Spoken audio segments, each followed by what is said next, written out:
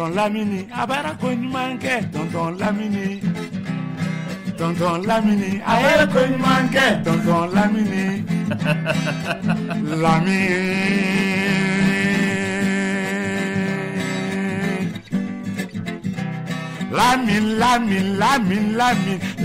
Lamin, Clédo Lamini yo. Avec la radio Saramala, tonton Bec ma Saradela, tonton Bec légué c'est fort. Alaka barricade émission, alaka barricade IRL, alaka ison ibemini, alaka ikbemini noya, tonton Lamini foye. Lamini, aye konyumanke, tonton Lamini, aye konyumanke, tonton, aye konyumanke, tonton, aye konyumanke, tonton aye konyumanke, tonton Lamini, aye konyumanke, tonton MBK, aye konyumanke, tonton Cheki, aye konyumanke, tonton, aye konyumanke, tonton Moussa, aye konyumanke, tonton Alifa, aye konyumanke, tonton Atete, aye konyumanke, tanti Logo, aye konyumanke, tonton, aye konyumanke, tonton Siti, aye konyumanke.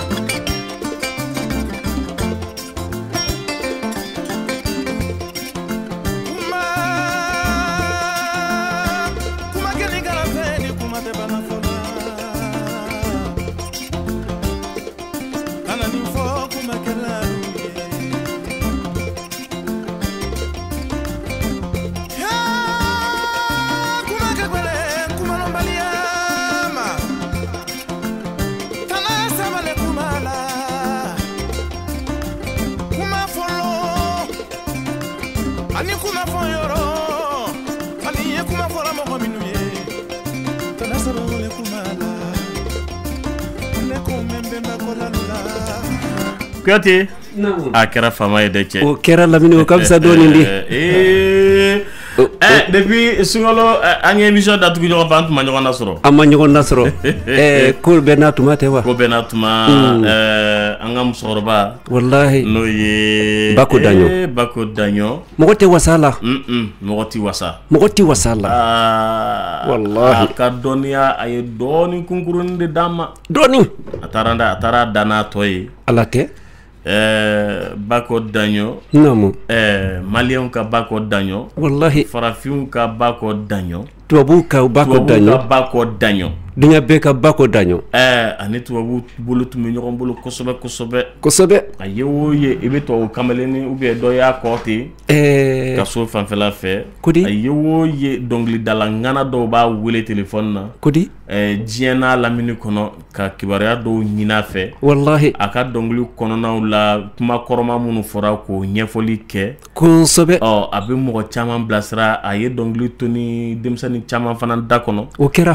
Mali kɔnɔ yan Mali kɔ kan a bɛ ten salon émission sunkalo ale de y'a datugu a kɛra ten a tora n bolo yan fo kalo 3 wallahi ale de ye émission datugu an ka don sunkalo kɔnɔ ka taa congé la a tɛ tɛmɛ o kan ɲinan sunkalo ala m'o kɛ a a ma se ɲɛna ka fɛn kɛ o la ala tɛ donc tasibila an tun bɛ k'o de kɛ an bɔra congé kɔnɔ dɔrɔn an y'ale ka émission tugu ale la a kɛra ten fɛn na parce que ale banna sunkalo wagati a kɛra ten walasa ka tasibila ka mɔgɔw hakili jigi halisa a n'o ka kan an ye ala ye fɛn min ka kalifa minɛ a la ala ye mɔgɔ min ka kalifa minɛ a la mɔgɔ girin tun don mɔgɔ dennin tun tɛ tiɲɛ don seko ni dɔnko Mali kɔnɔ o matarafabaga tun don kosɛbɛ wa seko ni dɔnko kɔrɔma matarafabaga de tun don o fɔ de k'o fɔ k'o tugu a la a kɔrɔma matarafabaga de tun don jati Bako Daɲɔ ko sanu bɛ tulo la sanu bilen bɛ tulo la a bɛ kana bazin min bɛ kana k'e ka t'i jatigi fo i jatigi yɛrɛ o sɔrɔlen o bolo o ye kɔnɔrɔfili ye kodi sanu ni sanu tulola n'a chaîne min bɛ e bolo tan o tɛ o nafolo masurunya tɛ jatigi bolo e jatigi tɛna siran k'e sɔn de a bɛ siran a bɛ siran a k'a bɛ siran k'i sɔn e sɔ bɛ sɔrɔ o bolo wa a tɛ sɔrɔ a y'a ja yɛrɛ tɛ jɔ kɛmɛ ni min b'a bolo k'a b'a d'i ma e yɛrɛ n'i ka finiw n'i ka masirilan bɛɛ nan'i jɔ i jatigi bɛ se ka san 10 kɛ a t'o wari sɔrɔ a t'a sɔrɔ e ka o don masiri gansan dɔrɔn a bɛ san 10 kɛ a t'a sɔrɔ bi san 10 kɛ a t'a sɔrɔ donc ko farikolo la waso ale ma kɛ o mɔgɔ ye a ma kɛ o ye jatigi ka taa jatigi fɛ i jatigi ka f'i ma ko n kɛ kini na dɛ ko Bako n kɛ kini na dɛ y'an ka dun yanni ka na k'ale ma k'o jeli ye han wallahi e de ye o ye i b'i jatigi fɛ don ko de e de b'i jatigi don ka di don man di fo jatigi b'i bila baara la tuma la yɛrɛ a b'a bila fini kuru la ou bien a b'i bila ko ayiwa bi fɛn yɔrɔnin jɔsi dɛ ale ma k'o jatigi ye a ma kɛ o ye a ma kɛ o jeli ye a ma kɛ o jeli ye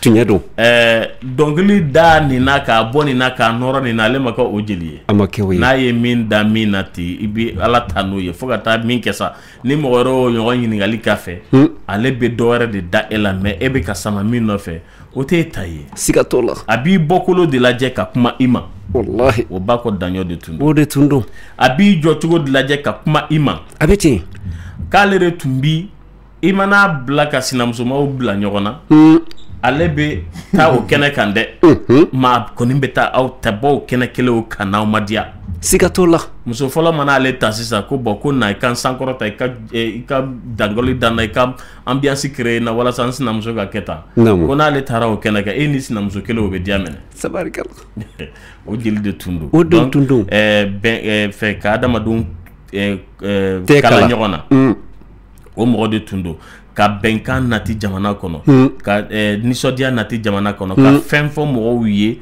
u bɛ min faamu k'o fana kɛ i n'a fɔ sini mɔgɔw ka sini ɲɛsigi ye bi mɔgɔw bolo kosɛbɛ o matarafabaga belebele tun don parce que a ye tariku in fana a y'a ɲini k'a dɔn a ye Manden ɲini k'a dɔn an ye min sɔrɔ a la émission na o tɛ foyi ye siga t'o la a ye maninkaya kan na o kɔni siramugu tun b'a da ani siramugu de taara kuma dɔw tun bɛ ani siramugu taara ani siramugu taara de wallahi an ka musokɔrɔba ɲuman ye ni siramugu taara wallahi kumakan dɔw tun bɛ a a tɛsɔn n'i y'a ɲininka ko n den ko to yen wallahi dabirilen to yɔrɔ la manden kuma bɛ tɛ fɔ la a bɛɛ mana fɔ kama fana a bɛɛ mana fɔ kama k'ala ka lahara sɔn sumaya ya rabbi furew bɛɛ lajɛlen ye ya rabbi ala ka mɛn ka saraka bu ye ala k'an yɛrɛw ɲɛ ka t'u sɔrɔ yen amina ya rabbi Kuyate foli b'i bolo foli bɛ n bolo Kuyate Lamini ka damina e yɛrɛ la fɔlɔ k'i fo ka radio Kiledu barikada n'i y'a mɛn ɲɔgɔn kuma laban lamɛnbaga de b'i la ka lamɛnbaga bɛɛ fo ka damina Buba Kante k'a fo kosɛbɛ k'a koɲuman dɔn ka Usmani Jawara fo n'a bɛ Suisse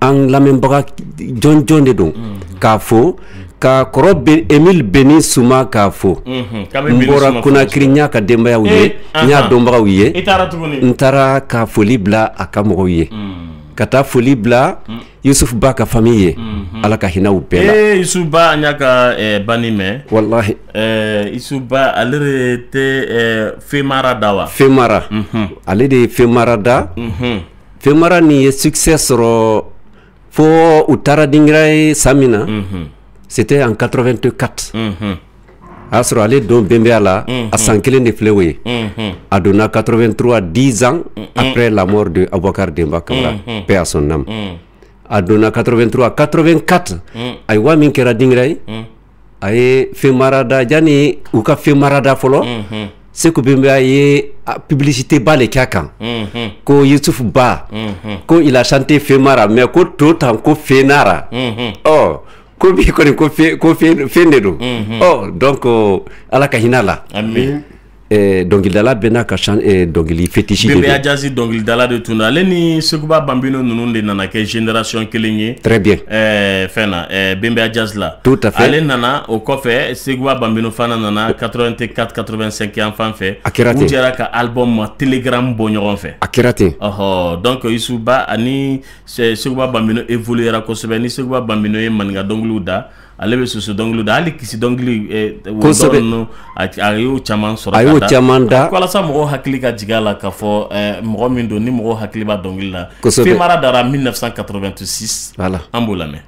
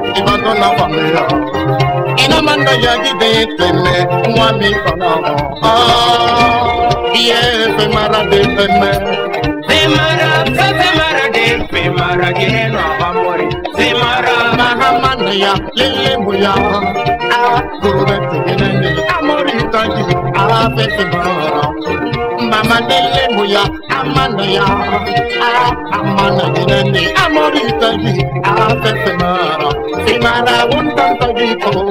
Viwuya di memene, viwuya di palamanebe.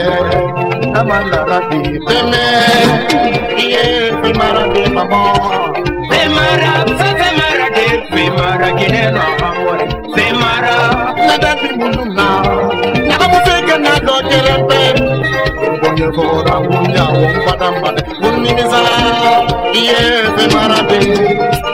Bimara, bimara de bimara kinena amore. Bimara, nada biyamaya. Laganaga wiyama, neme eme name falabwe, nagere no neme. Laganaga wiyama ya, laganaga wiyama, neme eme name falabwe, nagere no neme. Iye femara de mama, femara, femara de femara kinena amore, femara. Gina naga mariye, nara soma bangi.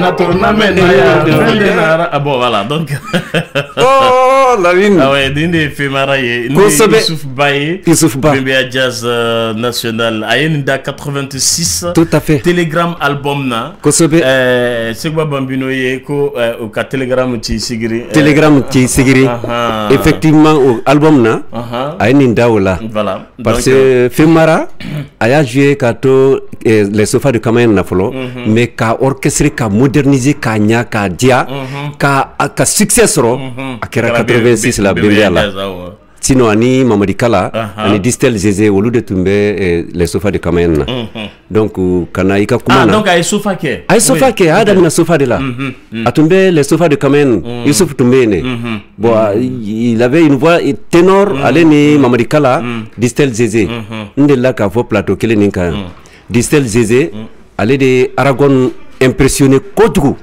lors du festival 73 quand l'orchestre Aragon a été invité à Conakry. Mais c'était l'un des meilleurs animateurs. Il chante bien mais il danse bien. Donc il a impressionné l'orchestre Aragon. Et voilà, il est exubérant. Tout à fait. Merci.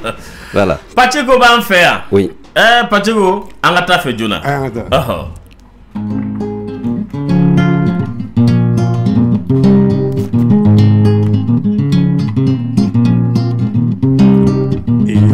Makalude, makaluo, yo makalude, makalule. Kokoko dalakanye, dalaka.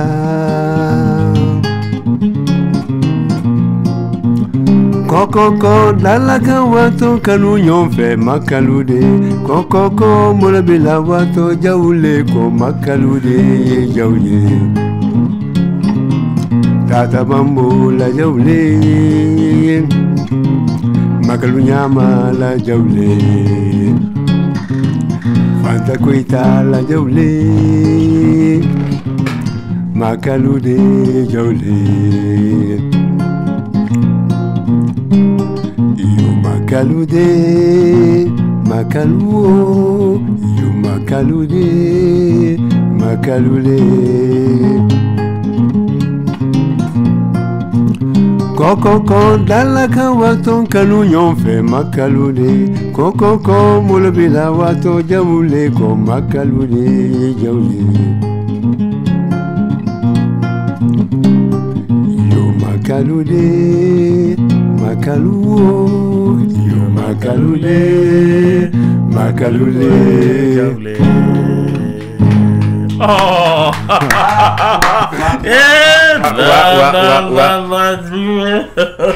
Jauh kau ni tadi ada. Apa kau kumpaji lah? Tabarikala. La la la la la. Lamin al kula sina ay wele ko nga ko lifi. Ouais ay wele kunu. Ay wele. Na e miga téléphone da be biriti mbugambo. Allah. Oh la la. Ça c'est bien ça. En fait, Pacheco. Oui. Oh là là. Pacheco. Il va au c'est terrible. Non, tu vas payer pour là. Pacheco, mélodie Mimba Koroni. Je sais pas. Il y a une bomi. Il y a Borodjan. Merci. Ali Fendo de Bonendo. Ni mafla kanti ka makalude. Makalule. O makalule le plein. Inti le plein le candidat. C'est bien ça. Bon, c'est ici le high life. Moi, tu as dit tout carrément. High life. High life de l'eau. D'accord. C'est la rumba à l'anglaise. La rumba à l'anglaise. D'accord.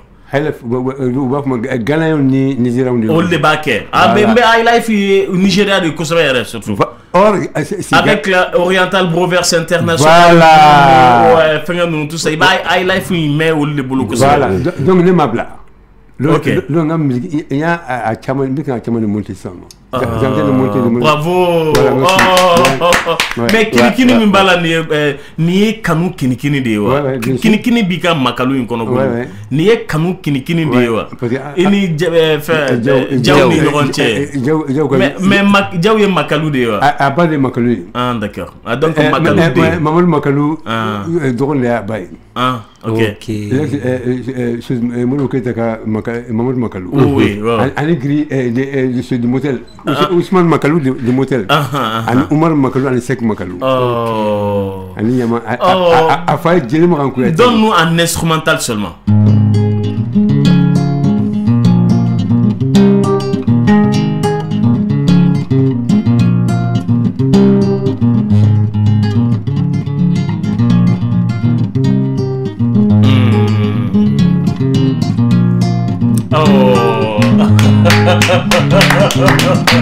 Bravo. Pacheco. Ah mais donc Pacheco il mène antique il veut barrer la dougma de. Ah ouais.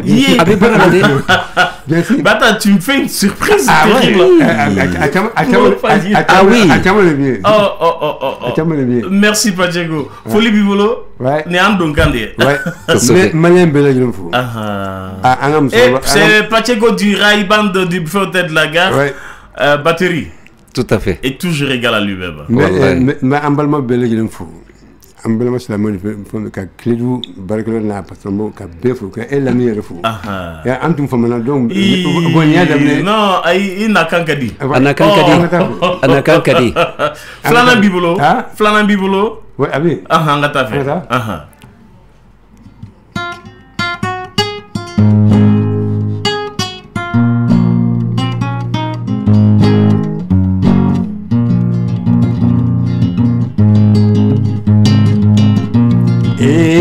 Madinu ni juguma ni de madinu badin juguma ni de madinu jayen juguma ni de jugu kunkele ka fisa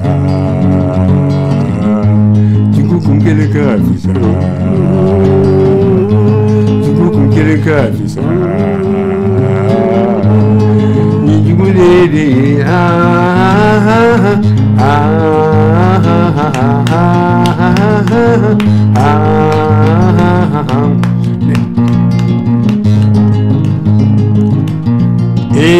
Badenu Ninjugumanyi de Badenu Badinjugumanyi de Jugu kumkeleka fisa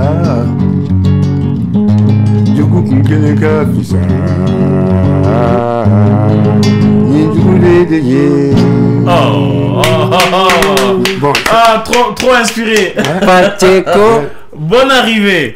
Negaduri muga ni kele funi futan kele Pacheco ani mo de Fernando. Ambe me don fitina ambe soro gateme ambe dongli ka. Bien. Ah oui, ben oui, sûr. Donc il vient barabadi imbeka. Ouais. Mbaka. Là so mbaka don. Bon, mais donc li dakun jawdi fait jaw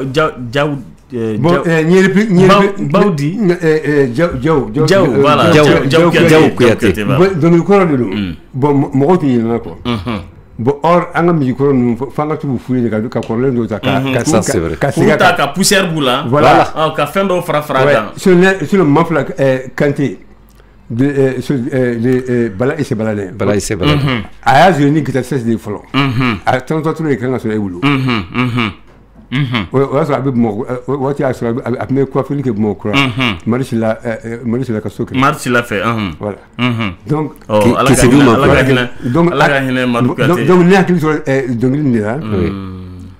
bon mo fla fla ka dum le to ire dia dum la ko kosobe nga idol do vraiment oh donc prenez tasibla de kaisa mon fla de bala voilà le 2021 0011 makoro ka kene do era tlena awa labin oui to mo be torste na poli bali mais kuyate ko tiru fa idara le jigorodi aidra faidara oui aidra ba ko min ba wala maga madoni abete wallahi vraiment la émission anyala mena wat tabarakallah wajara ala baraka dwaro amina ya rabbi ala baraka dwaro amina ya rabbi amina iya aidra labin be ka fu fa yere no total aminina total ala pate foroma men na yere la kada kosobe ayre be hakriya mon pale surafa tunye ala ti gade kada ya rabbi amin ala to nyonya amin ala me nyonda mena kosobe amina ya rabbi amba kuyate aidra amba ajaraji merci bien okera kubarka amba anchi merci kambe amba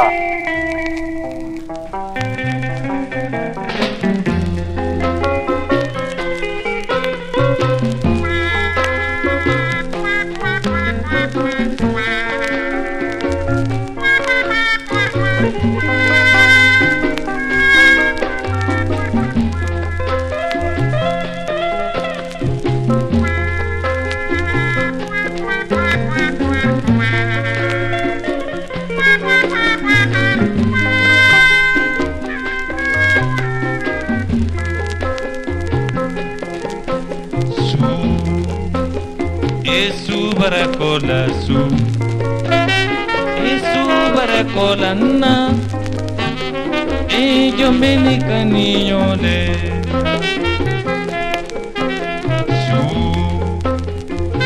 su barakolanna barakolandini a beni kaninyole nele pamani manna toma Yesu barakolanna manna toma Yesu barakolasu Yesu barakolanna nyolela anele yarabini lanna toma su barakolasu enna Yesu barakolasu beni miri ale ala wayne le pamani manna tomam su barakola su enna su barakola ha o beni kaninyole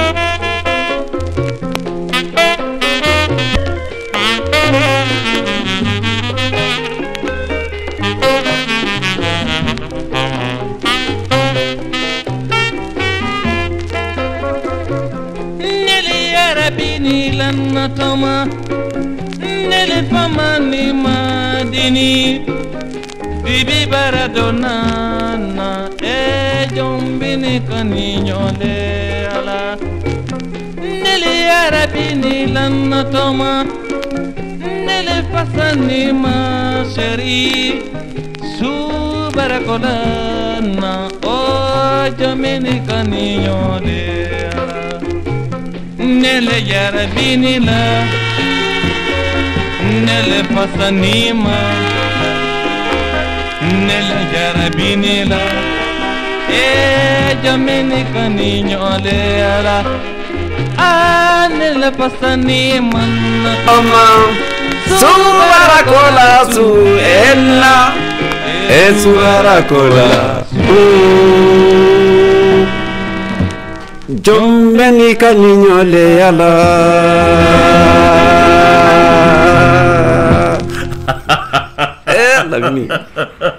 non. Oui, mais... non. Bémassou, il a été méchant. Très méchant. Aïe, le monde d'accord, qui bat le lama. Amaban. Non, Amaban. Aïe, nous fait amène Amadou. Oui, mais il accompagnait toujours Abakar Dembaye. Non, avec ban oui, mais sous quoi? Sous. Sous. Ça c'est la nuit. J'ai remarqué, bon, j'ai constaté à Raminga, c'est que donc le Dalamire Souda Mandembolo et Rekao de Kacha, n'état de soukoro, fait 22 bandes de cancan, Kosiaman de souffle, voilà. Kosiaman de souffle, molle, Kosiaman de souffle, Kosiaman de souffle, Kosiaman de souffle, molle, Soukurasu, Suro Dibi Kambete Nyakona, Soukurasu, encore ma flafana. Oui, Manfla Dabadou. Manfla Dabadou. Manfla Dabadou est Souda. Bon, Manfla Cantelma. Ah, oui, bon, avec les ambassadeurs. Avec les soukele indi. Reprise de Biké. Farabana Manfla. Voilà. Farabana Manfla. Ale fana yada. Dabadou Manfla yada. Sekou Bimbe yada. Voilà. Oho. 22 bandi yada. Sou. Ni yamen sou. Kosiaman de temela suro de avec la Kenega kodi fem min bete me su kono a bete se kala kene kane imam ko su ko sutura voilà su komo kana su se dibi la ko su bara ko nyana de ka fo sisan ko su ko ran nyana yan dibi fle ni mbedo ala ateno ya bulu nega jure bu ga kele fu de butan kele era klela allo salam alaykum wa alaykum salam Ardo Clédula. Ah bon? Oh. C'est la émission là depuis Chicago. Bon, ne mo gode ka émission là maintenant. Bon, ne va faire aka to do petra ka senela ka wala ko ko comme il wadu da kunya ta to la ka to émission de la ta to la ma matanya ko se quoi. Bon, o équipe te ambi. O équipe mbi yo équipe ola. Woluti plateau kambi. Ok. Nala sonama. Nous segina kana awi jatemineke. Inshallah. Ginigali bike kata. Adiara merci. Amina ambifu. Merci. Merci beaucoup. Ibrete. Anya Berté ken mboye sa. Berté do a Berté do. Berté, on fait ko Berté. On fait ko Berté. Voilà. Berté, suba bon son de do. Berté laga. Suba bon son de fe. Amuna. Suba bon son de suya le yal kono. Berté la ka beni dalule. A fo ko no funa yiban. Sino Berté la ka beni dalule do. On fait alude wolude be kolo tugunke. Mais atedi musolama made utadu ukadu musola kauma voilà parce que wel betana e yoro le betana ye d'accord ubadi chelaw chelankaw de ma o famuna ayo su Osiamande soupe mulu sukura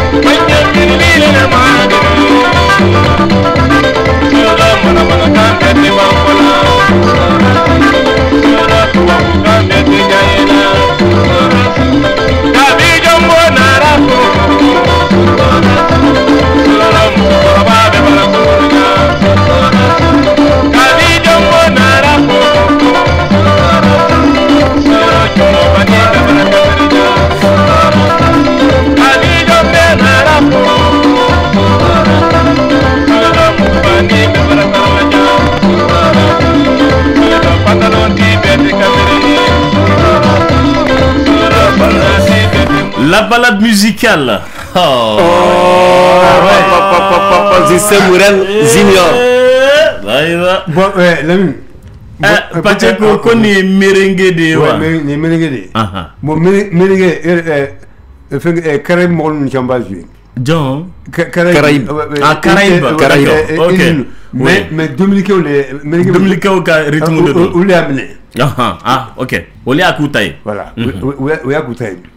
Mais à origine dans sa folie là. Anga dansa. Dans sa folie, ni maza comment il blala il ka dansa là mais. Il ka kasanga dum la lukado. On va danser dans tout le sud. Kosobe. Ah, ni anye folie mina mesa. Ni e kasonga au black adon. À blala on va danser dans tout le sud. Aïe.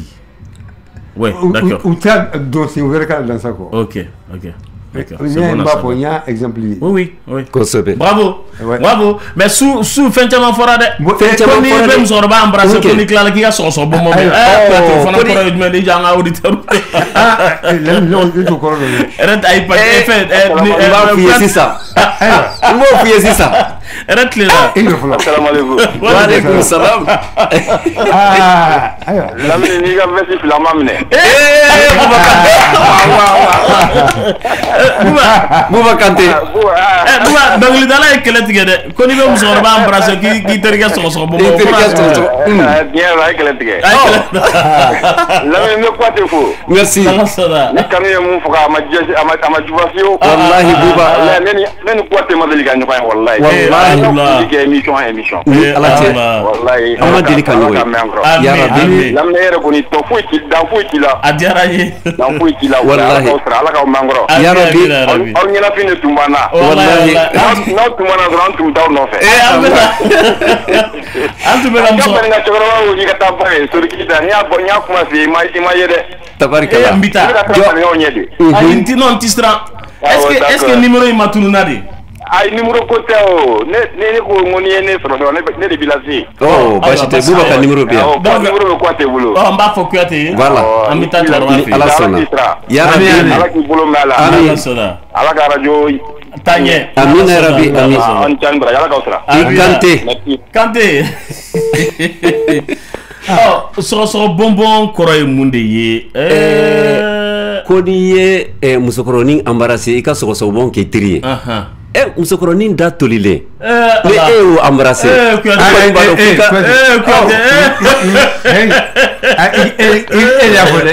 artisu mangame jankaro ju tanata to fodi quoi c'est la carte ne artisu oh kodi donc c'est ka fo ko gabi jomo donda ko sukura suro musokoroni bebara ke sungurundi aywa ko suro pantalon tigi bete demseni yede bete kamerendi donc ibe pantalon ye chekoro bani ndo la soufe avec ikono ko demseni de kasoro demseni te voilà tabarikala ane mo suka du fem bebe sukono bebe sukono fem bebe sukono pajego eta do go su dunya yere fe yiribolo bisinga yere ke mo yeti bi joki nya wolaro ka laje ka fle e ba ko mo do dugole fe e dusubu ba ga go be sedigan je damne et puis soufe e be fe ka ba no de ga boli go ibe bodo be ta go jiva be ta voilà est-ce que mo demseni mo je ça demsenu ah bon comme tu es kalo yelen ko yi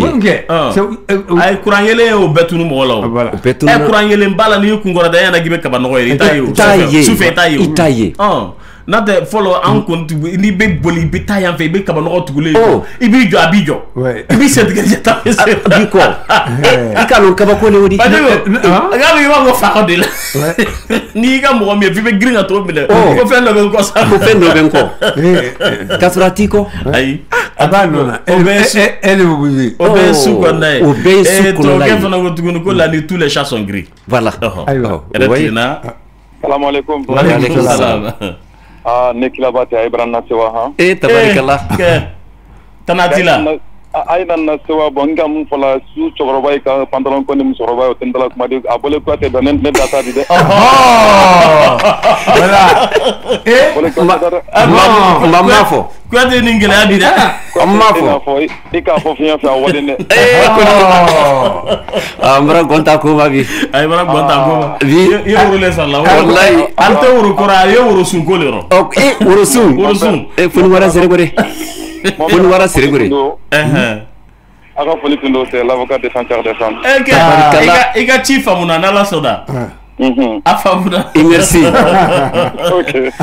su mo do fanando su mo do iketa niga bara su re ndege juri buga ndi kile futan kile kita la kado makoro ka kele do kada klo ka fo nala ni création na ma do kun were namo kuyatu de be nyon soro ya tabarikala anga ma Kouyaté numéro 1. Tabarikala. Si tout va bien, tu vas canabi, anga coup de donation encore. Tu m'as coup de gaou la surprise.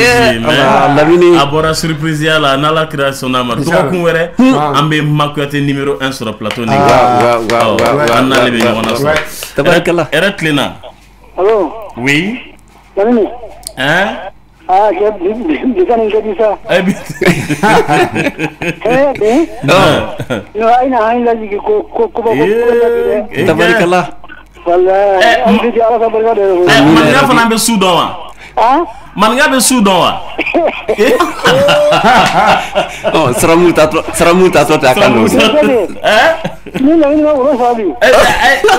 Pacheko de ga yingale ko ala ko man nga fana be Soudan wa. Ah. Ne ana wuro sabi ma dige. Ana wuro sarade. Ante songoy. Ameni la minde da. Aha. Asa barka de yo. Ami. Emission ne ganna. Ni ko ba yamule. Wallahi.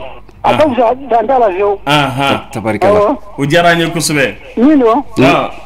Bon mangro ngoni sa. Ah o.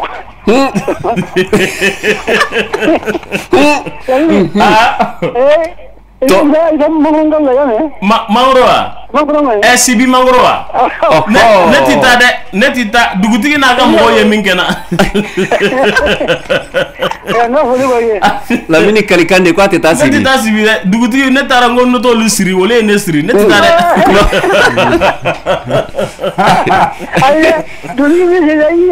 ay na mara de kana mangoro ko la aw ba do ka mo gombe ta sirli kama na ye mangoro mo amana fen kata griffé ay griffé te griffé sibi griffé ay ni sibi ka o ka bi siria abi siri koy sibi to le kama ibu ka mangoro jube de tige folo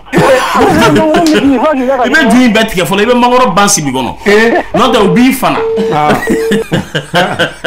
il y a une remise no pajego mangoro bolu sibi mangoro monunu ol te fere mago ka o mada o bolu de bolu ye pacheko mflega nambara kuma de fila sibi ka nambara to o mangoro dengu te bola sibi da fa bada o buga yirudla nu ya do ko ngania do be la kebe gata ngania do la o ngania mayo dama indu la ubi uka ragu ube ragu duma basiki koro ni faula tew ubu soro ko mangoro moke ka tasafa tew ka ajina kuma maba bon c'est ça etena na fo yoro abu foko ni chewbe nyogona kate saradi bali ko sebeke abe saradi nyogoma abo mi folo o ka sara o de ubi fana no de bi raguduma basiki ko bo goshi ibe klama ngoro duna to ne be soro gibe duruk seta gibta al mamene dugutigi siri no ko sera e mangoro kilendu be fladu samana o bena buitigi ko de sino bulu akani ayo itnabla ay bike juluro kike koli akan sodi ay no la mini kela le ko kunjan jamba wallahi ha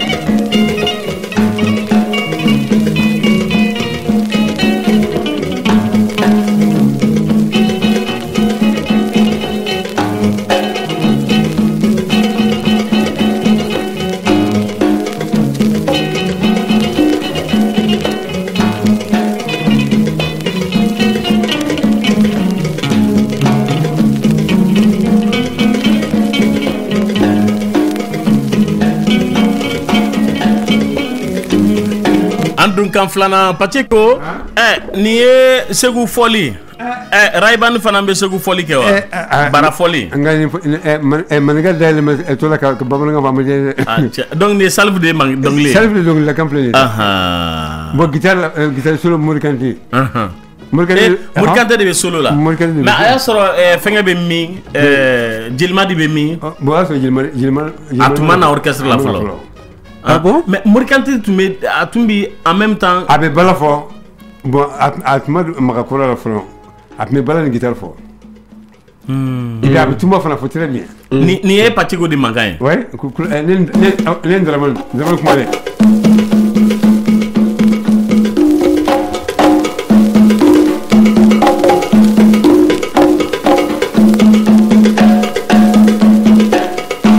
N'am frère Mangaye ko. Ni eni Draman Bareto. Bareto. Ouais, donc avec a Segu bara de la voilà, o Segu ga donc allez ba donc allez ne frère allez be rythme dom. Bongolo folado atiso fo ima. Ima ba bongolo fo to. Ya wa. Bongolo fo tuma fo ma tuma fo bongolo fo. Ala ko lo fere. Bon e ga yoro la metu ni. Yeah.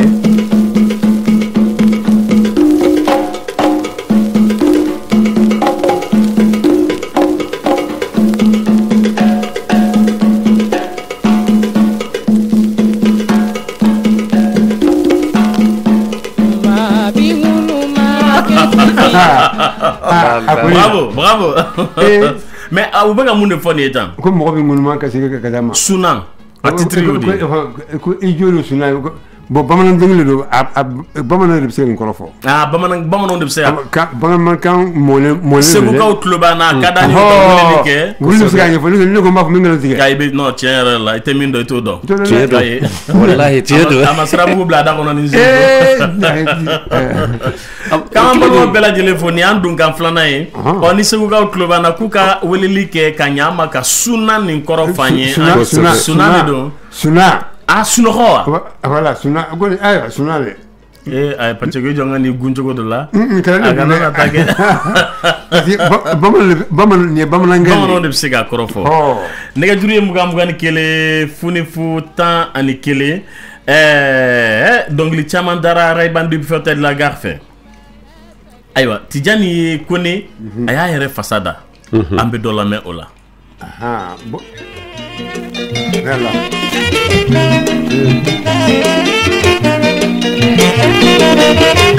Pacheko i bɛ fɛ ka mun de fɔ bon ni dɔnkili Morikante ni dɔnkili dilan k'a da cɛ nin kɔnɔ ah d'accord Morikante de y'a composé bon ali Salif de bɛ kɛ dɔnkili la u mɔgɔ filɛ en duo u fila de bɛ k'a da ko bɛɛ ka dugawu kɛ ban ye ko Ala ni cɛ nin kɔnɔ sababu la o tiɲɛ de ni ye Raven fɔ i bɛ cɛ nin kɔnɔ de fɔ fɔlɔ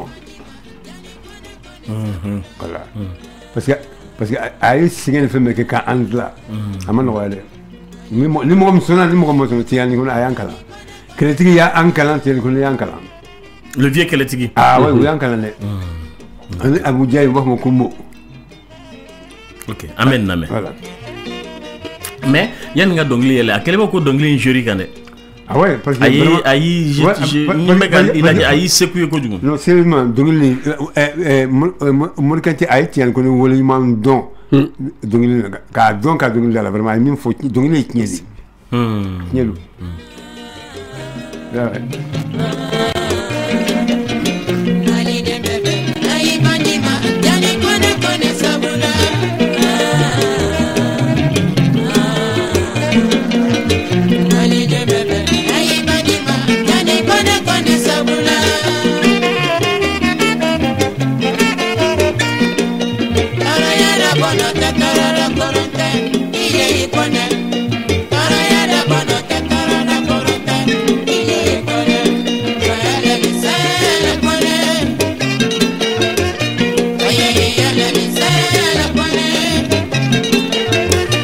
Ala mi sarala Kone a ye ɲuman min k'an ye parce que maliyɛn bɛɛ bɛnna Rayiman ma kosɛbɛ mais a kɔni kɛra Tijani Kone sababu la a kɛra ten ko tɔɔrɔya la bonɛ tɛ ko tɔɔrɔya la lakunun tɛ ko Ala k'i sara Tijani Kone comme an tun ye Segu ka wele n t'a dɔn n'o dɔ de don hɛrɛ tilenna allo Ansu n balimakɛ oui kuma b'i bolo aba b'a wele kɔfɛ ayiwa n'Ala sɔnna Sunungɔ de ye o Fuseni Kulubali ka bɔ Espagne Fuseni ka bɔ Espagne awɔ somɔgɔw bɛ di hɛrɛ bi yan aw bɛ yen man tɔɔrɔ foyi tɛ yan o diyara n ye e Kulubali an bɛ k'aw ka émission lamɛn Sunan min bɛ yen n'a bɛ k'a fɔ Sunan Sunungɔ ko don wa mun don Sunungɔ sunɔgɔ de ko don bamanankan fɛn de Sunan oui Sunungɔ de fɔ k'a filɛ nin ye quoi tabarikala d'accord ok i Kulubali Pacheko i tun y'i cɛ ka bɔ min kɔrɔ o de don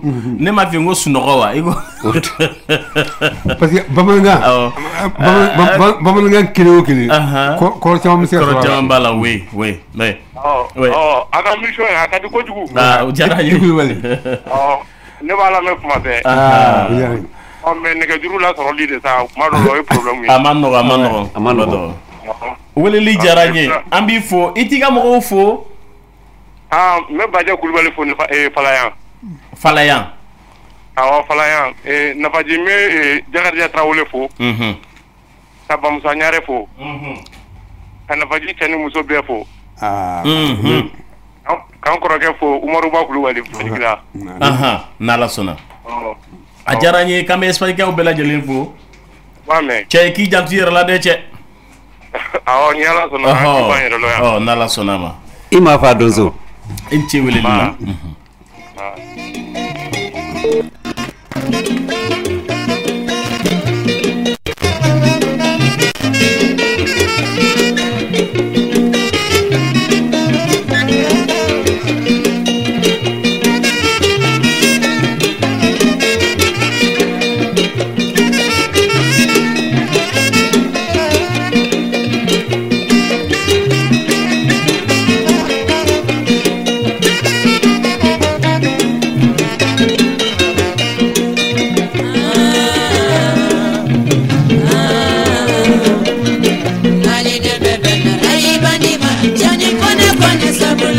oui Pacheko d'ailleurs halisa i ma fɛn ɲɛfɔ aw ɲɛna dɔnkili in bɛ ka min da i kan ko dɔ dogolen bɛ yen mais i b'a kɛ to hɛrɛ tilenna allo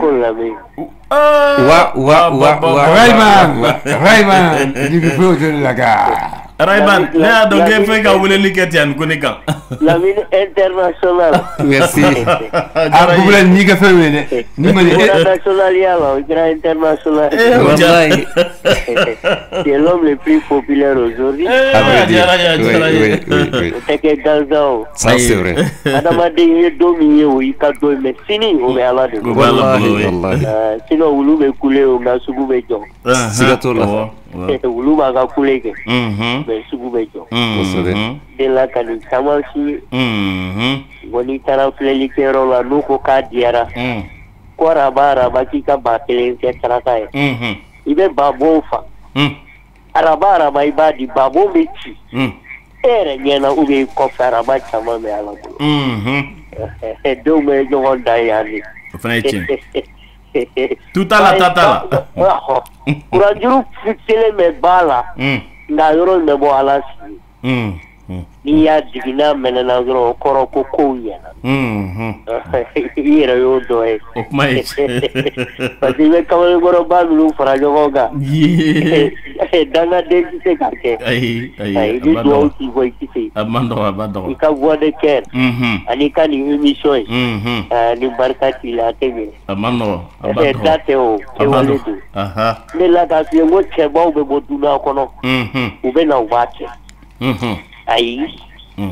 Ne mana Lamine kanu sisan o ye tamakiya yɔrɔ ou bien a ka di n ye. Nka Lamine tɛ yen an b'o ɲini ala fɛ ala k'o janya kosɛbɛ. Ami. Min bɛ fɔ o la o de y'a photo yɛrɛ yɛrɛ. I ye min mɛn o la dɔrɔn parce que o la tamakiya tɛ yen.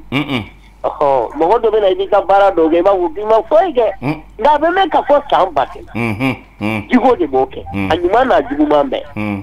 N'i ye dagani kɛ ala ye a bɛ kɔlɔnba d'i ma.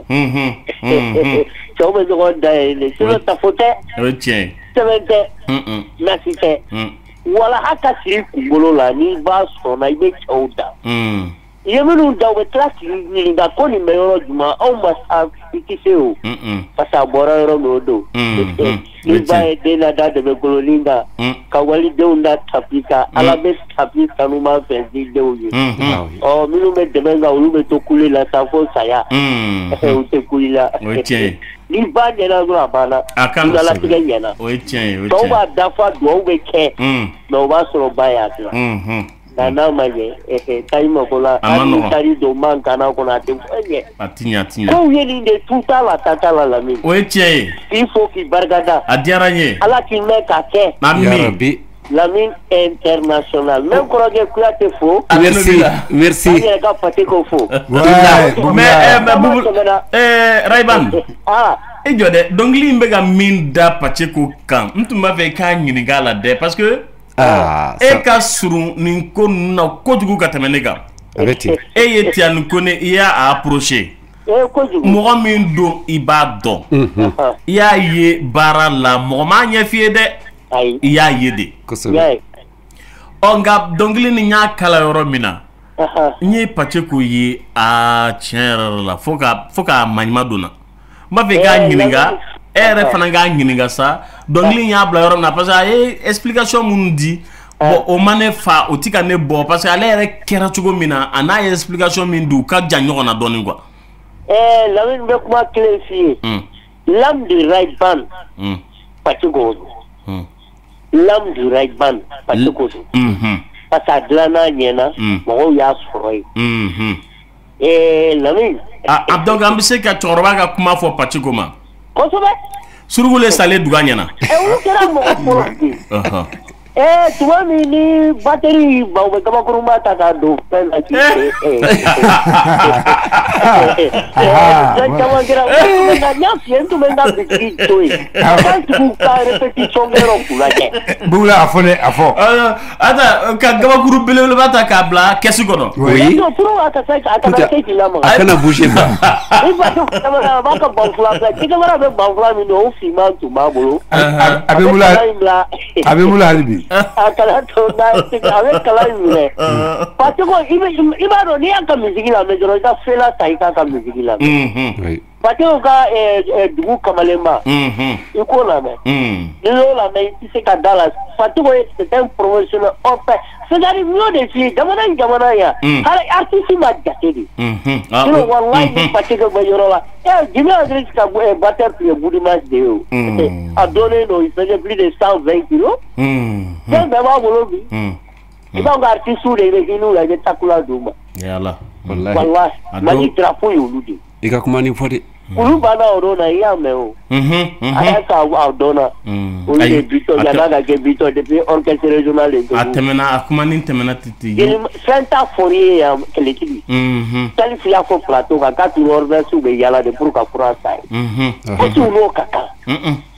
Wakati kile na mi do bi kangi sabo ke jamana la. Rayban. Nye keletigi ye. A ka labanko a ka dianatigɛ laban kɔnɔ c'était très difficile surtout pour un vieux min tɛmɛna san 70 ni kɔ kan est-ce que a tuma san 80 yɛrɛ sɔrɔ n y'a ye kɛlɛtigi pour que a ka se k'a ka nasɔngɔ yɛrɛ sɔrɔ halisa min ye san 80 sɔrɔ i bɛ taa ye dans les petits bars u bɛ animation kɛ a bɛ mɔgɔ 5 mɔgɔ 4 mɔgɔ 5 fara ɲɔgɔn kan u bɛ jouer kɛ i bɛ taa sɔrɔ barman mɔgɔ 5 mɔgɔ 6 barman kelen fɛngɛ yɔrɔtigi kelen ka 8,000 ou bien 10,000 d'aw ma ko aw ka minɛn passé bɔ 10,000 o kɔnɔ a fɔ minɛn luye sara minɛn luye sara fɔlɔ a ko o bɔ o kɔnɔ passé aller retour k'a ta ka bɔ o bar restaurant nin kɔnɔ ka taa bila yɔrɔ la ko k'o bɔ o kɔnɔ ko maintenant ni mɔgɔ 5 nin bɛɛ ka dɔndɔni sɔrɔ est-ce que u tun bɛ animation kɛ de 22h jusqu'à 3h du matin par fini i bɛ taa sɔrɔ mɔgɔ kelen kelenna bɛɛ bɛ 1,000 ou bien 1,200 ou bien 1,300 de sɔrɔ kɛlɛtigi le professionnel kɛlɛtigi dont tu parles là min bɛ Mali ce que nous donnons qu'on a depuis 1960 wallahi avant 1960 d'ailleurs maintenant faire le fiara Ivan ko la vie tout le monde veut jouer N6 kono ka salle do belebele ba do de la ka jouer o do ye mo jolo nunu ndai yanu kana dele tara serveti do dila ka yoro Ivan me sanaro me ko josi so kanjo kanye kumu do na la jole so ka dera chuko de banga orchestre de be jouer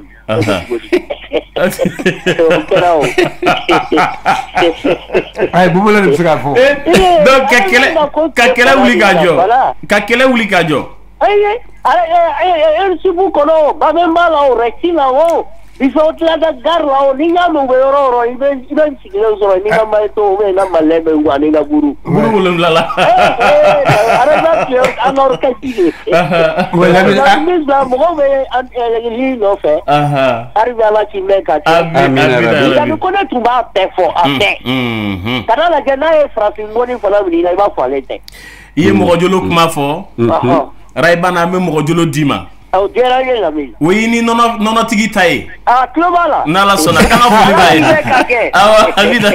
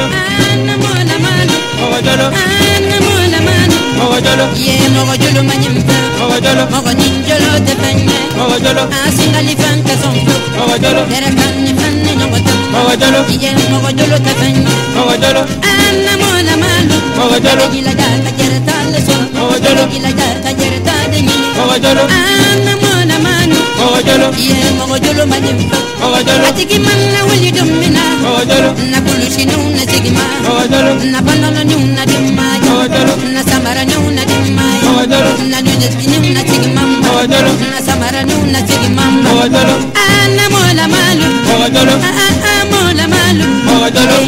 Mogojolo maji. Mogojolo. Mogoninjolo maji. Mogojolo. Mogojolo ni kono jolo tekele. Mogojolo. Mogojolo maji. Mogojolo.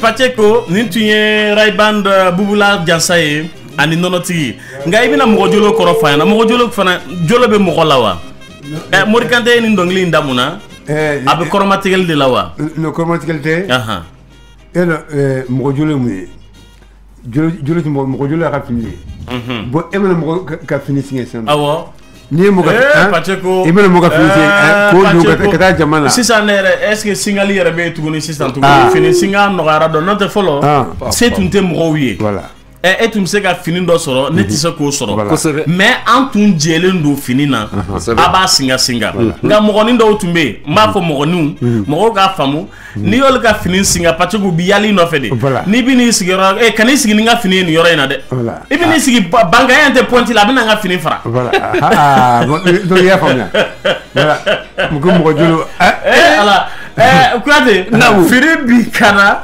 bonya de gune do bi ka de pala eda parce que itemo na ipi outgelo de biko iti ke dala konya ipi ma ye dan in fin de zo de ba ibi na ngafi abina do ngafi na ka aka fini bi kana kosobe alcool ma ko ye de fin ta kante bola ko mogo fen ni yere fen te kelendi yere fen ta kante bola ani yere ta don mankanto la iba ta mankante mais ni tate ni ya ta mankan no tiens la manga roni yere fen manga hakili boyana tabarika yere fen ta kante yere fen ta kante bola de kuma nin korole voilà Pacheco do mogo jolo de oui mogo jolo de arrêtez et bien il fallait mo kan ka dungul à l'air de ni mo kan mana inspiration mi sur dron so wala ta bulu kana bon ndege ay e kan ati hakila i ka to labe ngo be ay abikita daba a fo bon a fleni a tafani ni l'entrée bisono na anganga ka ni ka ka to bata ko sebe oui d'accord donc et de tu rythme ni nay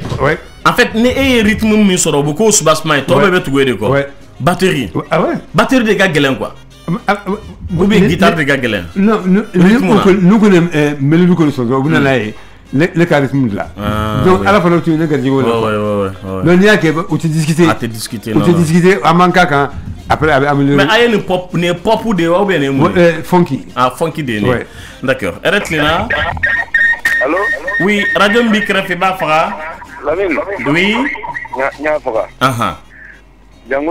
Django Trinita bi ko de ani sabata na so sinali na tata Django bon arrivé ngo Lamine Bubula mi bo sangwa ite international dama de super international merci a to ere lewdi o jaraye ibaro puisque Lamine de iga émission ni quoi kabe avec 5 minutes na quoi kadi ça ndem seni pitini ulu ta don quoi est-ce que tu vois ko sebe parce que abamade ni ma occasion so ka rétroviseur qui est là quoi amay c'est-à-dire imay quoi bon et en rétroviseur quoi en quelque sorte merci qui nous aide à faire le retour bon souvent voici d'obéir la mine ne vient faire nous na mais c'est-à-dire bien bête tout nous ne m'a de quoi c'est-à-dire ben dia candia faut s'il y a dit bon oui est-ce que tu vois parce que c'est-à-dire moment de nous faire un kera qui tourne la halani dola c'est-à-dire faut que qui a la dit à quoi la faut à action et quoi oui carrément oui est-ce que tu vois oui bon donc à action nous prend kala sur effet tout mina iba soro occasion peut tourner tundo donc elle est la sababu yo occasion bela bossi ça qui a glissé au con et donc tu es en train de faire revenir c'est tout le monde quoi au passé nga mi yɛrɛ la ko zani bɛ t'u ka dugu la bietu wari t'u bolo ka zani ka bie ta ka don o y'a sɔrɔ u ka dɔgɔ fana donc tɔw bɛ don cour kɔnɔ olu de b'u yɛrɛ kɛ dɔn olu bɛ dɔn min kɛ minnu ye bie ta olu t'o dɔn kɛ olu de b'u kɔkɔ kɔfɛ donc ɲɛ tɛ mɔgɔ la dɛ mais rythme foyi ni nin bɛ na nin kɔ batterie bɛ don yɔrɔ min na o b'a bɛ yɔrɔ dɔn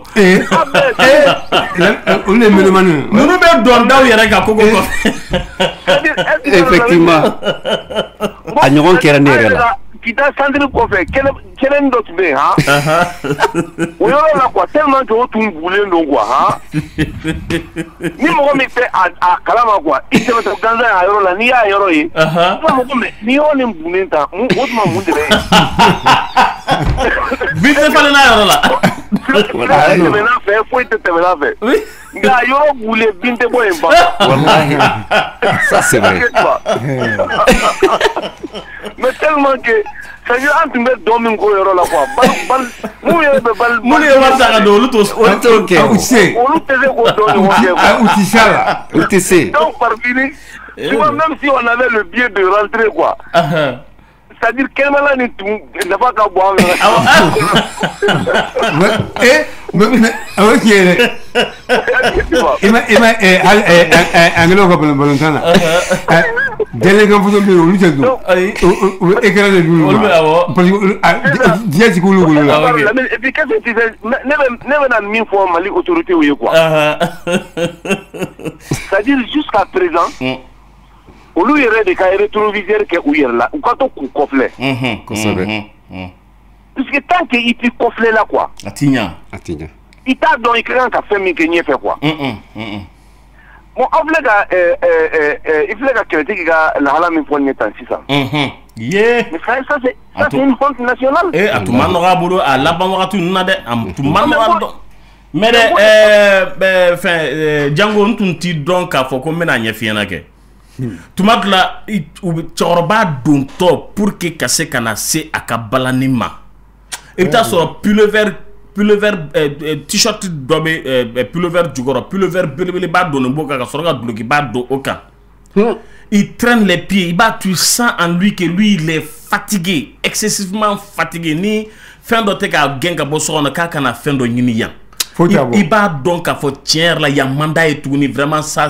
a nɛgɛ bɔra la depuis fort longtemps Allahu akbar mais a b'a kɛ cogo di f'a kana sigi a k'o balani min fɔ au moins retombé min bi d'a ma ni a garisɛgɛ bɛ se ka k'o ye 1500 1500 dɔrɔn a ka taa n'o ye quoi o bɛ min ɲ'a ye so o don dugusajɛ kama Ala kelen pe dɔrɔn de b'a dɔn le lendemain encore i b'a ye o yɔrɔ kelen na tuguni il vient jouer a b'a kɛ cogo di moi j'ai vu le vieux là finir à petit feu doni a consumera de i b'a fɔ ko ni bougie mana bougie mɛnɛ bougie bɛ yelen cogo min na doni personne n'a pensé vraiment k'a fɛ k'i bɛ se ka fɛn dɔ kɛ cɛkɔrɔba ye a ka se ka sigi ten a dun bɛ seko ni dɔnko kɔnɔ Mali seko ni dɔnko la depuis c'est les premiers hommes qui ont a y'an bɛɛ kalan an bɛɛ je l'ai vu finir an ye an tun bɛ émission na yan une fois la u ye dɔ ka artiste belebeleba kɔrɔlen dɔ ka bana fa tun dalen bɛ fossé kɔnɔ o ye ne yɛrɛ karamɔgɔ ye ne ye Kolongo ye Kolongo Maïs fɛnkɛ kɔrɔ Banatu kɔrɔ k'a dalen bɛ fossé dɔ kɔnɔ k'a man kɛnɛ u mɔgɔ minnu jɔlen b'a kunna olu de y'an wele u garisɛgɛ donna na direct la ka weleli kɛ ka se ka fɛn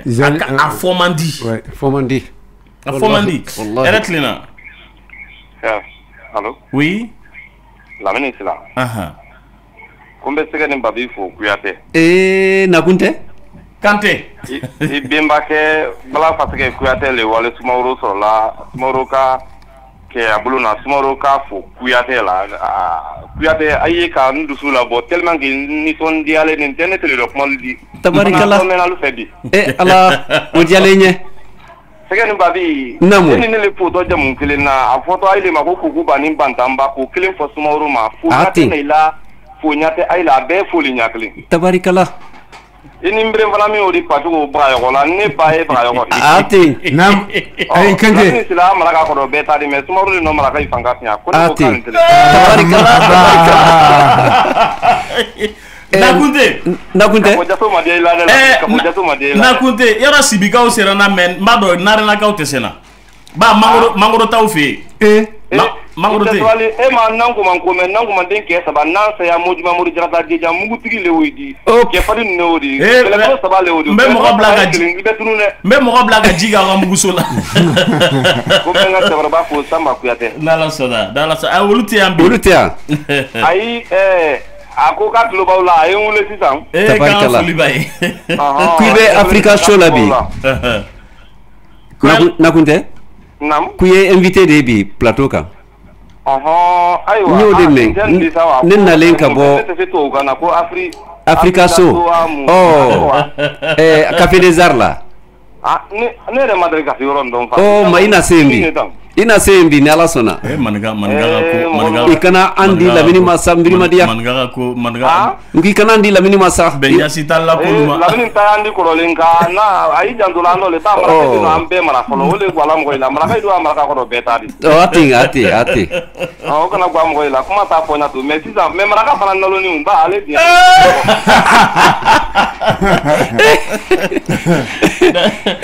Ikante. Nimbore anna se ni ala sona. Adiara ye. Kambe madame fo. Voilà. Ambi koroni do belajele fo kanarna ga belajele fo. Inchi wulilla. Merci beaucoup. Aba. Pache ko ntera ibani de ni ambassadeur. Chekoloma. Ni chekolom ay ne mburamuso ye. Mburamuso ma dona ya nte buraya tien. Kante Manfla, allez ni yaro yeni da 1977. Idrissa Soumaro. Awo. Idrissa Soumaro ni Kante Manfla en duo ici. Dobe guitare la, dobe dongil dala. Idrissa Soumaro dongil la. Les Idrissa Soumaro ka dongil la. Chekoloma ni mbram sobe. Abe al ka dongil la. Marakonora Philippe Malum, Marakonora Philippe Malum, Buranya Tedu. Marakonora Philippe Malum, Marakonora Bang. Na Barakonora Philippe Malum, Buranya Tedu. Buramuso Desi, Burange Songayo. Buramuso Desi, Burange Songayo. Aye, Madonna Yang, Beni Haminango. Aye, Madonna Yang, Beni Haminango. Madonna Yang, Buramuso Jumunamba. Madonna Yang, Buramuso Jumunamba.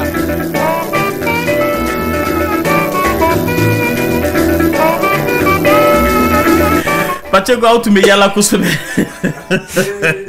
Vaïda. Tu revois que l'être. Aïe, que l'être. Là. Allô. Oui. Lauri.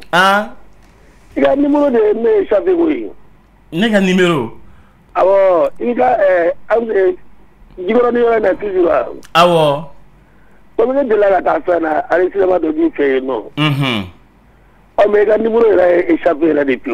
76 43 70 45. 76 43 70 45. Voilà. Voilà, il y a un tarif de ma donne. Ah, mais dans la soda.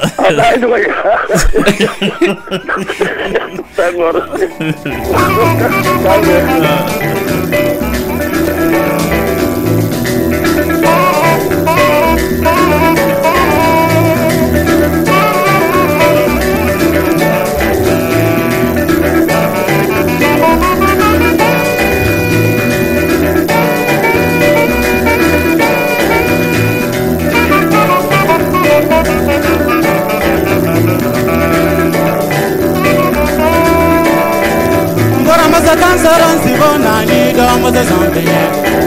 Ngora mo se tansara woni na ni do mo se zombie.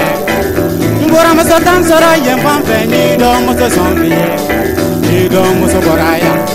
Ni do mo se songayo. Ni do mo se demoye. Ni do mo se kalabanje. Ngora mo se lebibe. Ngora mo se madonna. Ngora mo se beyelasa. Ngurange Mburange mbesila Nindo muso nanadu Mburange No mburamoso Si mburamoso We mburamoso Ido muso tena feo No mburamoso si mburamuso we mburamuso idomuso tenabe aye madonna ya ene haminango aye madonna ya ene diyengo madonna ya mburamuso jukunamba madonna ya mburamuso nyingeseje ijenge ya mburamuso jenge ya ote buranyaje iwulo mata mburamuso tunduta ote buranyaje iwulo mata mburamuso nangobe ote buranyaje iyere mata mburamuso iwulo mata mburamuso jukunamba mburamuso mburamuso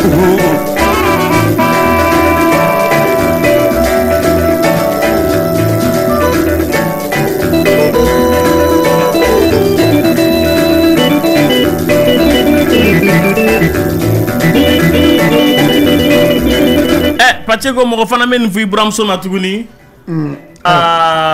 Pacheco dogina ta Pacheco ay ni artiste de noyede bien Lamini a ñebolen be Abrahamso de fe no ta ma se Abrahamso tan soro woni kono ñi Ibrahimso son fiye Abrahamso ma donna ya Abrahamso o koni ato koni na la sona Pacheco ere no eni be be me wuro sara la bide era clera kan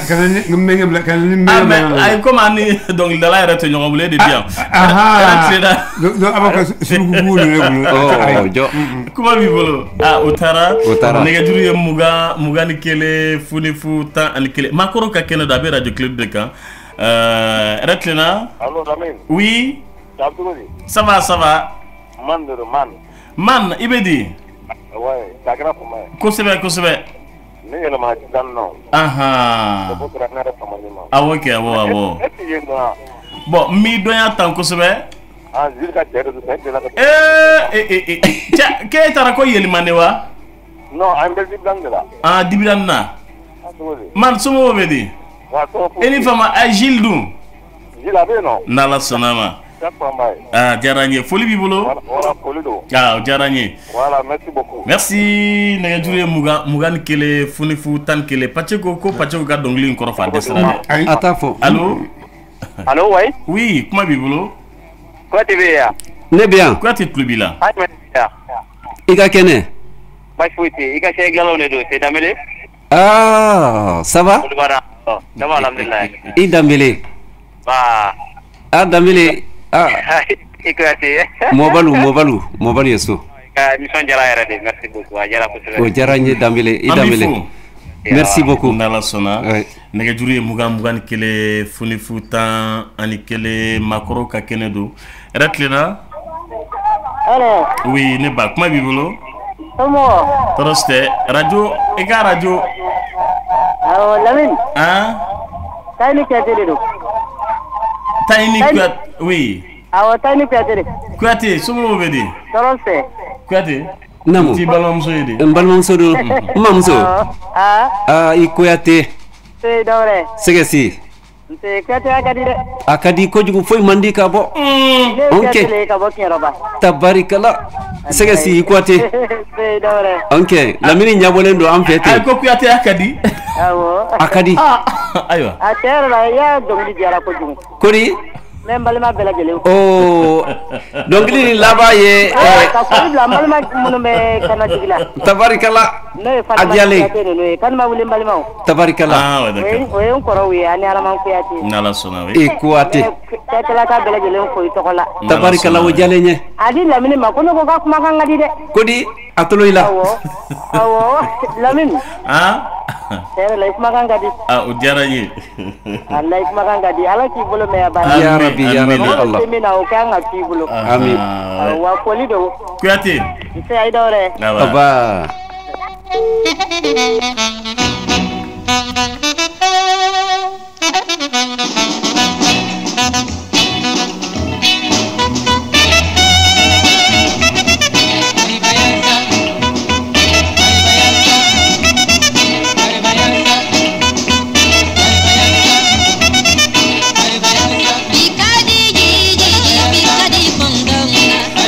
Pacheco yana nga ta yoro jam nin dɔnkili in kɛlɛ i b'a fɔ ko ni orchestre bɛ na soirée kun cɛ de a bɛ nin k'a la k'a ɲaga kosɛbɛ ka sɔrɔ k'aw kɔ don o genre a bɛ ka o genre de yira n na quoi o de don wa en tout cas aw tun bɛ a ka clôture kɛ ni nin dɔnkiliw ou bien ouverture de tun bɛ kɛ na mais musique d'ambiance ba de don quand tu mets ça tout le monde bɛɛ en tout cas n'an ko tun y'a joué mɔgɔ bɛ piste kan bɛɛ bi kɛ dɔn kan bɛɛ bi kɛ dɔn kan bon Marabaya sa yala dafalen dɔnkili awɔ bɛɛ a ka kan bɛɛ la bon ne ko ko an ka taa an ka essayer ka jouer ka kɛ rythme funky ye parce que ni rythme ni mɔgɔ jolo rythme bɛɛ ye kelen a style James Brown genre James mais aw seginna Ray-Ban ye James Brown ka dɔnkili yɛrɛ dɔ répété a ma yɛlɛma ka kɛ bamanankan ye de James Brown net Sex Machine de tout le ouais a kana sɔrɔ i bolo oui a bɛ n bolo a bɛ n bolo an ka comme wagati corona voilà an y'a interprété exact seulement a solo ma kɛ ni piano a solo piano yɛlɛmani y'a kɛ ni guitare juste d'accord virgule t'a la lamini a bɛɛ b'a bolo a ɲana yɛrɛ Kuyate i b'a kɛ to yɛrɛ tilenna allo oui i bɛ radio in faga n'o tɛ radio faga voilà i bɛ radio faga i b'i ka radio faga n'i ma radio faga a bɛ gɛlɛya dɔɔni voilà n'Ala sɔnna an tulo b'i la a taara nɛgɛjuru ye 21 funifu 11 Marabaya sa donc fɛnkɛ de nana ni nin idée ye tuguni Morikante parce que an fɛ Ray-Ban ni mɔgɔ ni idée placé ni i nana idée yɔrɔ min bɛɛ hakilina bɛ kunbɛn an man k'a kan n'i y'a fɔ cogo min an man k'a kan n'an k'a kan bɛɛ bɛ dɔɔni sɔrɔ ka fara kan mais aw ka nin dɔnkili ninnu Marabaya sa mɔgɔ jolo n buramuso kɔni t'aw ta ye mais mɔgɔw tun bɛ mun de fɔ rumeur tun bɛ mun de fɔ aw ma f'aw tulo bɛ don a la critique ɲumanw de tun don ou bien en tout cas Ray-Ban kɔni na critique la hali an ka répétition des fois dɔw b'a assister n'a min ka bɔ nin yɔrɔnin ma ɲi a ye nin yɔrɔ in bɔ a la a y'a nin yɔrɔ in kɛ tan an tun bɛ bɛɛ lamɛn n'an kɔni tun ye min kɛ n'a ma ɲɛ u b'a fɔ an ye dɛ a tun bɛ fɔ an ye public yɛrɛ tun b'a fɔ an ye d'accord bon o de kosɔn n'an ye min interpréter n'an ma ye ka min musique min ta ka musique kɔrɔ min ta ou bien n'an ye morceau min interpréter an bɛ cogoya bɛ ɲini ka a ka se ka donc a couleur ka se ka da d'accord oui Eretlina allo ça va ouais ça va bien merci trop eka émission kadi n ka petini dɔ bɛ kasi la yan Latina Keita maninka don a to y'a ka kasi awɔ maninka de don awɔ i ka émission kadi kojugu a diyara ye na n ka ba se i ma n'Ala sɔnna allo allo Keita kɛ oui mun kasi ko bilara yɔrɔ i kɔ ten hakili jigila de kɔrɔlen hakili taara kojugu hakili taara Taratira aba a diyara ye an b'i fo kosɛbɛ i Keita nɛgɛjuru ye 21 funifu 11 Hɛrɛ tilenna allo oui Lamini nana Ray-Ban i ko k'u tun bɛ wele cogo min u tun b'u wele ko kunfin de kunfin u b'a k'u tɛ foyi dɔn Ray-Ban bɛ jouer papier tɛ yen o comme ambassadeur tun bɛ min kɛ ka papier jɔ oui olu tun ye ka fɛngɛ taabolo professionnalisé en fait c'est ça note bɛ bila u ɲɛkɔrɔ min kan ka don yɔrɔ min na min kan ka bɔ ambassadeur mɔgɔ tila bɛɛ kalannen tun don a tila bɛɛ ka taa Usumani Jaba o Talibilenni o Idrissa Sumaworo o tun ye professeur yɛrɛ oui n tun bɛ taa fila bɛɛ lajɛ mais Ray-Ban de tun ka di ni kun ye pour min tɛ ka u critiquer cogo min o tun ye ta de ye o tun ye ta ye o tun ye ne ta de ambassadeur c'était des takis ninnu kalankɛlaw tun b'u la trop wa Ray-Ban dun i bɛ taa ne taar'u ka soirée min na n t'a hakili la ani concert a soirée kɔni e ta de mais ka t'i jɔ ko papier olu tun bɛ improvisation de kɛ ah non Desmarié noti bɔ dɔrɔn o y'a sɔrɔ u tagara gare ah non donc genre Flenkolonba jazz ah non mais min diyara n ye kosɛbɛ o kunfin ninnu de mɛnna ka tɛmɛ kalanenw kan Parce que jusque là encore al n'a be faute mais hal sa raibanu tobe tuabu de da wa fana na fara ko raibanu kata dro a kerato to membre kelen fla o mana fara mo kura ko lubeta il représente le Mali orchestre sera fait haru ka dumulingoro na la mo ka dumulingoro tekele wallahi chokoro tana utume dumulinga barka su kreva anye file vlenya ya église là oui les ambassadeurs église Kerala boulangerie Yoroina. Voilà, ambassadeur ou bête me formation. Ouais. Ah oui, d'accord. Donc, allez, tu cours de Tumbo Warsara. En fait.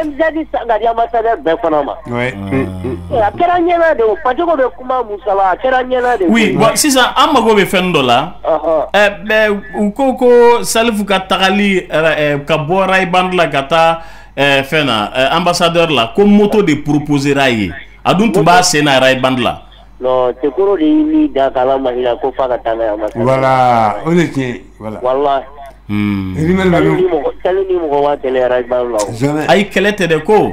En fait, il y a eu bolifendo de proposer un code à Bora, Raiband la Kata, ambassadeur. Non, bébé, c'est tout. Eh, il a mis dans le soirée, tout le monde l'a mis là. Il dit qu'on a fait de l'année, il fait. Dumuni sogo kala de iba taiba bide Allah. Bon salut c'est quoi bien tu vois nous dia j'étais dans les conditions nous et pas on va battre. On s'est créé quoi. On gère domi que baru fait là on histoire là do diara dia. On manga mais ni dakala fo mo bu ke ngonga amasale ko ara ko jilba ni kamo e wo go mo manka me koro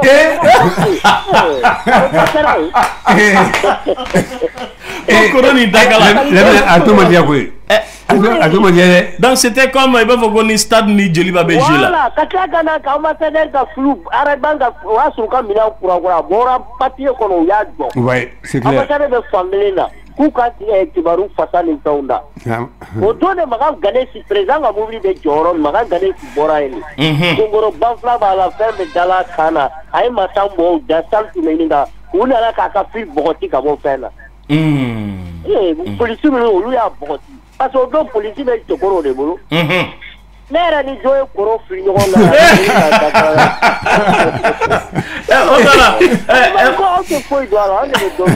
Rayman atung akera kobo yuga film yo. Kobo yuga concert. Tout le monde a quel parce un flag du comité militaire de tout le Ronaldo. Ils sont traoré colonel Issou au orchestre de tout les Rayman. Chokoro ka amateur. Amano. Quel est tout le beau flag de beau kalama. La vie police mobile est neni jagere so.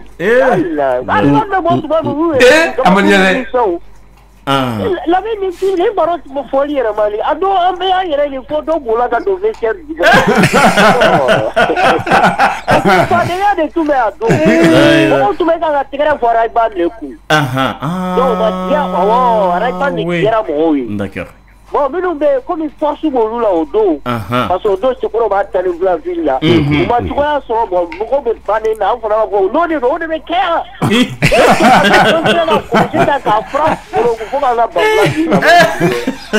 La même, voilà, vous voulez beaucoup que la maladie. Ma carrière, il y en a deux. Depuis 13h, depuis 13h. Ouais. 13h, gars, il a ramené un produit à nous. 40 il faut sans faire. Kabru nalazo ye be fenda kwa atoko kibaru fata ataka foko fenga ni memorso sabada ni mada arevali sladazo jelmari ni be jelmado ni bemia jazz bemia bora seku bemia mana boy jelmari yo konti ça c'est vrai guitar ta kada iba fo dina ndi mo taltu melinga fa wona wona la dosia do ka ken kunjela tisiki ka bo bara bara sambita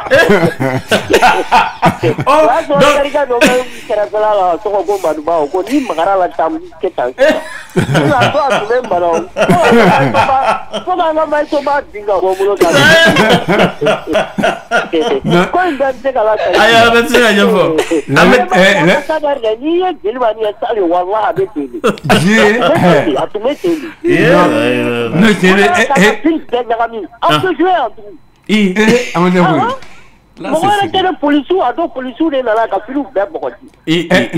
Lamine brigade merci mobile de ne ni jagɛ ni so. Camara sen filila dɔw ma u y'u bugu verse ka boli ka u bɛ taa ka bere fara u kun cɛla u bɛ kule la. Mais nin kɛra sufɛ de wa tile fɛ? Wula fɛ. À partir de 16h, 17h, 18h. Mais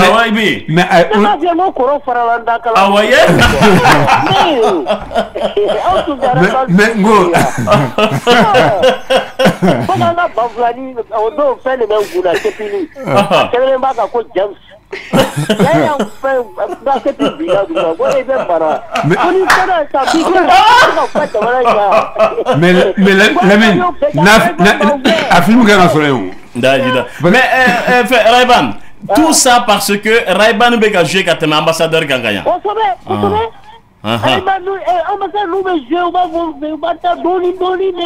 Ce sont des professionnels. Ni taara ko ba do nu ko ni ngolo fale do bon ta to e kwa gel marwa bo ta o yu tagale pri sakara ta ko no ba wala bebe no so donc ti la do mo mi faible no la mi bebe demo de feu voilà do pouvoir me ama tale golo ka timara ba ka do no sino tali foi ma tali ngo tuma ara ba mo ko tama me ta ngo tuma la ne bu ka moto fa ka RSI tu me do golo bebe c'est mamulu. On devra colombo ka do kuru kono. C'est vrai. Ni ba conserve Kenyana. On va faire la répétition mais bon sukula ko katanti. Abe te bulo. Ko Kenyana ali be to kanu ga jo do de be. Mais bula anga répétition mbe bula ti mo sukulu man la. Anga répétition mi bulo e bi yemi re anisire bifela. Mi mele bulo ha ke be bawa. Bravo. Wati corona. La mina ba bulo wallahi. Dala sona Rayban ajaraye ambi fuko sebe ma Rayban ko naga kepito sa aywa akambe do ku wéré ko ambi fu pache ko ambi fuko sebe merci beaucoup aywa wakati corona ko jugu studio gono